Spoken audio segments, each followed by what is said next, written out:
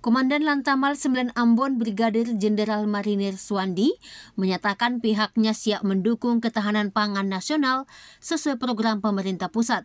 Pernyataan ini disampaikan saat penyerahan tugas Asisten Potensi Maritim dan Lantamal 9 Ambon belum lama ini. Suwandi menyatakan Aspotmar Lantamal 9 Ambon sangat mendukung ketahanan pangan yang berdampak kepada masyarakat di Maluku.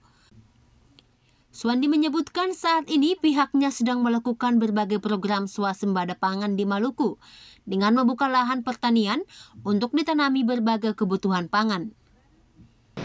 Ada beberapa hal yang penting yang harus dilaksanakan ke depan, mengingat peran dan fungsinya Spotmar itu sangat besar. Apalagi sekarang pemerintah lagi menggalakkan ketahanan pangan dan itu merupakan tugas dan fungsi dari Aspotmar. Semoga dengan pejabat yang baru ini program kegiatan tersebut bisa menjadi lebih baik dan lebih cepat pengerjaannya. Suwandi berharap keberadaan pejabat Asisten Potensi Maritim Lantamal 9 Ambon dapat melakukan inovasi dalam menciptakan program yang berdampak kepada satuan dan masyarakat, terutama di daerah 3T di Maluku.